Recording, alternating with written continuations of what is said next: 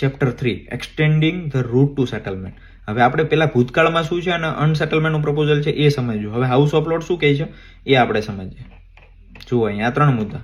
Extending the qualifying time to ILR, risk. House of લોર્ડ્સનું એ કહ્યું છે કે શું રિસ્ક ઊભું કરશે?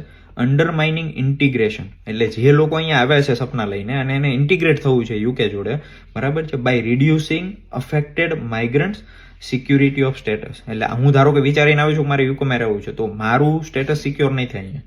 બીજી વસ્તુ, this wood limit there ability to make long term employment. કદાચ એવું છે કે મારો એમ્પ્લોયર અત્યારે મને 2 વર્ષના કે 3 વર્ષના વિઝા આપે છે, કદાચ આગળ ફરી 2 વર્ષના આપે, પણ મને 10 વર્ષ સુધી વિઝા ના આપે કદાચ, અને ના પણ જરૂર હોય, એને કેન્ડિડેટ મળી જાય અહીંયાથી, બરાબર. બીજું એવું છે લોંગ ટર્મ એમ્પ્લોયમેન્ટ. પછી છે ફેમિલી અને હાઉસિંગ ડિસિઝન. ધારો કે મેં હાઉસ લઈ લીધું, પણ ઘણા બધા લોકો એવું વિચારે છે કે એકવાર રૂલ આવી જાય પછી હાઉસ લઈએ, તો આવું ઘણા બધાની મેન્ટાલિટી છે.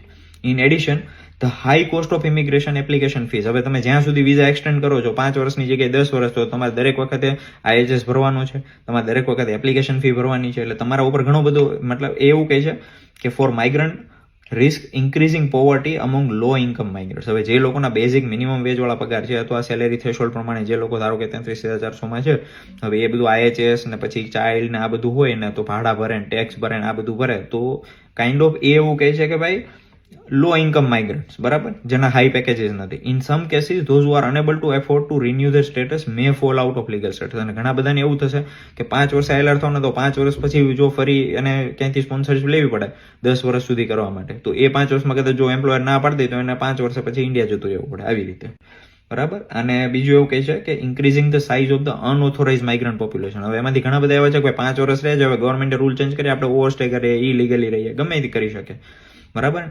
એટલે જો યુકે ડિપોર્ટ ના કરે તો, એટલે આ વધી જાય. એટલે ઇલીગલ પછી ઇમિગ્રન્ટ છે, લીગલી આવ્યા છે પછી ઇલીગલ થઈને એનો નંબર વધી જાય, એવી રીતે. We do not support the government proposal. આ જો હાઉસ ઓફ લોર્ડ્સનું આ સૌથી main statement. We do not support the government proposal to extend the baseline qualifying time for ILR. જે આ લોકોને 10 વર્ષનું કરવું છે, હાઉસ ઓફ લોર્ડ્સ ના પાડે છે.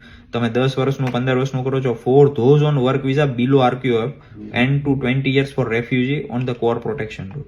The government should instead explore the option of retaining 5-year baseline. ગવર્મેન્ટને કંઈક વિચારવું જોઈએ, એક્સપ્લોર કરવું જોઈએ કે 5 વર્ષનું જ રહે, બરાબર છે, four ILR while separating ILR from access to public fund. એટલે કે ભાઈ ફોર એક્ઝામ્પલ આપણે આ લોકોનું એવું કહેવું છે, હાઉસ ઓફ લોર્ડ્સનું વે ઓફ થિંકિંગ આખો રિપોર્ટ વાંચો તો મને એવું લાગે છે કે એ લોકો 5 વર્ષનું તમે ILR આપી દો છો, પણ એ લોકો પબ્લિક ફંડ કંઈ એક્સેસ નથી કરતા, બરાબર છે. અને જે લોકો ઇલીગલી આવેલા છે એ ઘણા બધા પબ્લિક ફંડ અને ગવર્મેન્ટનું ફંડ એક્સેસ કરે છે. અને ગવર્મેન્ટનો એવો પ્લાન છે કે જો આપણે આ બધા ક્રાઇટેરિયા સેટ કરશું, તો જે ઇમિગ્રન્ટ્સ અહીંયા આવીને જે પબ્લિક 5 વર્ષ ILR થયા પછી, જો કદાચ ધારો કે હું 5 વર્ષ પછી અહીંયા ILR લઈ લઉં અને મારા જોડે અહીંયાના વર્ક રાઇટ ને બધું આવી જાય, પછી જો મારી જોબ જતી રહી તો હું તરત પબ્લિક ફંડ માટે અપ્લાય કરીશ. ગવર્મેન્ટની બીક છે કે આપણે આ જ વધારી દઈએ એટલે અહીંયાથી લોકો ઓછા થઈ જાય. સમજાણું તમને આખું?